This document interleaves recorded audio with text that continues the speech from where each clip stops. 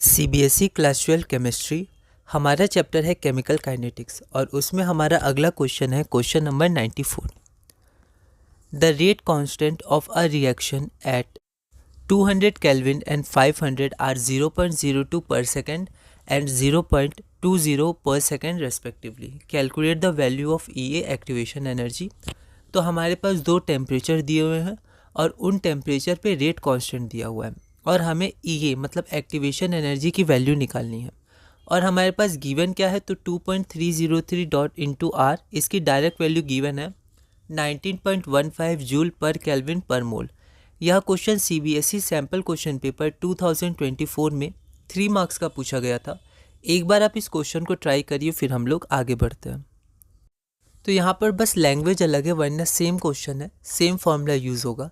Given देखिए मैंने कैसे लिखा है, तो टी को टेम्परेचर माना है जो हम लोग जनरली मानते हैं और के को रेट कांस्टेंट। तो T1 जब आपका 200 केल्विन है उस टेम्परेचर को T1 मान लिया है और जब उस पे जो आपका रेट है रेट कांस्टेंट K1 उसको मान लिया है 0.02 पर सेकेंड। उसी तरह जो आपका दूसरा टेम्परेचर है T2 उसको माना है 500 केल्विन और जो आपका उसमें रेट कांस्टेंट K2 है वो आपका हो गया 0.20 पर सेकेंड। 2.303 आर की वैल्यू 19.15 जूल पर केल्विन पर मोल दी हुई है। कैलकुलेट क्या करना है, तो वैल्यू ऑफ ईए। तो अब हमें सब पता है, ठीक है। तो हमें पता है कि K2/K1 हमारा निकल जाएगा, T2 T1 की वैल्यू दी हुई है और जो आपका डिनोमिनेटर में यहाँ पर 2.303 आर है उसकी डायरेक्ट वैल्यू दी है ना। तो बस हम सारी वैल्यूज़ को पुट कर देंगे। तो जब हम सारी वैल्यूज़ को पुट कर देंगे तो यहाँ पर गिवन है, तो यहाँ पर गिवन लिखिएगा ना। ये सब चीज़ें आप लिख दीजिएगा, मैं भूल गया पर आप ध्यान रखिएगा ना, अपने अनुसार आप मॉडिफाई कर सकते हैं आंसर।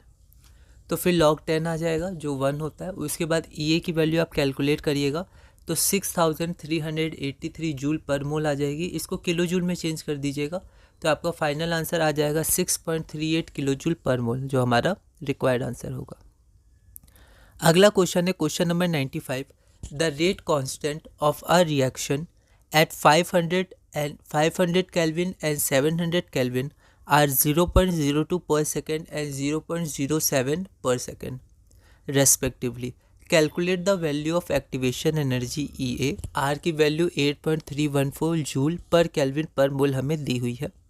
दिल्ली 2015 3 मार्क्स का आया था। सिमिलर क्वेश्चन है क्वेश्चन नंबर 94 जैसा, तो आप 94 को एक बार देख सकते हैं, ठीक है। सिमिलर क्वेश्चन है, बस यहाँ डायरेक्ट वैल्यू नहीं दी गई, आपको कैलकुलेट करना है और इसका आपका जो एक्सप्रेशन बन जाएगा वो आ जाएगा 0.07/0.02 K2/K1, फिर आपका T2 T1 और इस फार्मूला से आप EA की वैल्यू कैलकुलेट करिएगा तो 18,230.35 जूल पर मोल। और इसको जब आप चेंज करिएगा किलो जूल पर मोल फाइनल आंसर में, तो आपका फाइनल आंसर आ जाएगा 18.23 किलो जूल पर मोल, जो हमारा रिक्वायर्ड आंसर है। हमारा अगला क्वेश्चन है question number 96। A first order reaction is 50% complete in 30 minutes at 300 Kelvin and in 10 minutes at 320 Kelvin। अब ऐसे कुछ क्वेश्चंस हम लोग देखेंगे, एक दो क्वेश्चंस देखेंगे ऐसे रिपीट हुए हैं। तो एक फर्स्ट ऑर्डर रिएक्शन 50% कंप्लीट होता है 30 मिनट्स में लेकिन 300 केल्विन पे, और 50% ही कंप्लीट होता है 10 मिनट्स में जब टेम्परेचर इंक्रीज होकर 320 डिग्री केल्विन हो जाता है, ठीक है। Calculate the activation energy for the reaction. R की वैल्यू दी है log 2, log 3, log 4, log 5, इनके आप ध्यान रखिएगा। और यह क्वेश्चन सीबीएसई 2023 में 3 मार्क्स का पूछा गया था। एक बार आप इस क्वेश्चन को ट्राई करिए, फिर हम लोग आगे बढ़ते हैं। तो यहाँ पर हमने गिवन लिख दिया है ना। अब जो बाकी गिवन है उसको हम लोग पार्ट वाइज लिखेंगे। तो पहला पार्ट क्या है कि 50% कंप्लीट होता है 30 मिनट्स में, ठीक है। और 50% मतलब क्या है, आपका हाफ लाइफ दिया हुआ है, जितना टाइम में 50% कंप्लीट होगा उस टाइम को हाफ लाइफ ही बोलते हैं। तो एक तरह से जो आपका 30 मिनट्स है वो आपका टी हाफ दिया है, हाफ लाइफ। तो टी हाफ की वैल्यू आपकी 30 मिनट्स है और T1 मान लेते हैं हम लोग 300 केल्विन है।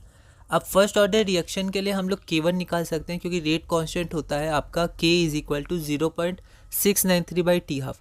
तो पहले हमने T हाफ का फॉर्मूला लिखा, T हाफ = 0.693/K1, फिर K1 इधर आ गया, T हाफ को इधर लाके उसकी वैल्यू भी पुट कर दी 30, ठीक है। तो मिनट है तो आपका आंसर जो आएगा वो 0.0231 पर मिनट आ जाएगा। उसी तरह सेकंड पार्ट हम लोग देखते हैं। सिमिलरली टी हाफ हमारा 10 मिनट्स है क्योंकि फिर से 50% ही कंप्लीट हुआ है ना। लैंग्वेज को बहुत ध्यान से आप पढ़िएगा। इस बार T2 को हम लोग मान लेते हैं 320 केल्विन। आगे बढ़ते हैं, तो यहाँ पर अगर हम लोग K2 निकालेंगे सिमिलर फॉर्मूला से तो आ जाएगा 0.0693 पर मिनट। ठीक है, अब हमारे पास T1 पता है और उस T1 पे K1 पता है, हमें T2 पता है, उस T2 पे K2 पता है, तो हम लोग आर्हेनियस इक्वेशन यूज़ करेंगे। अब तो सिमिलर क्वेश्चन है जैसा हमने किया था, ये एक्टिवेशन एनर्जी है, सारी वैल्यूज आप पुट करिएगा, तो जो आपका फाइनल आंसर आ जाएगा एक्टिवेशन एनर्जी का वो आ जाएगा 43.85 किलोजूल पर मोल, जो हमारा रिक्वायर्ड आंसर है। अगला क्वेश्चन है हमारा क्वेश्चन नंबर 97।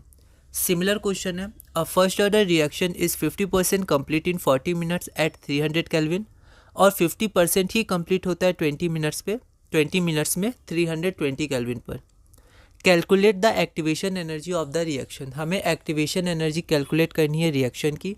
log 2 की वैल्यू दी हुई है, log 4 की वैल्यू दी हुई है और r की वैल्यू दी हुई है। यह क्वेश्चन CBSE 2018 में 3 मार्क्स का पूछा गया था, तो हम आंसर आप एक बार ट्राई कर लीजिएगा। सिमिलर क्वेश्चन है तो यहाँ मैंने लिख दिया सिमिलर क्वेश्चन 96, उससे आप कैलकुलेट कर लीजिएगा। ठीक है, तो इसका आपका जो एक्सप्रेशन बन जाएगा गिवन वगैरह आप सब लिख दीजिएगा, क्योंकि CBSE बोर्ड का क्वेश्चन है। तो log 0.036/0.013 है ना, EA की वैल्यू, मतलब EA की वैल्यू निकालनी है, R की वैल्यू पुट कर दी, T1 T2 की वैल्यू हमने पुट कर दी। ठीक है, तो आप ध्यान दीजिएगा। तो ये यहाँ पर इससे क्या करिएगा, आप इससे पहले K1 निकाल लीजिएगा और इससे K2, बिल्कुल सिमिलर क्वेश्चन है, तो K2/K1 ये हो गया।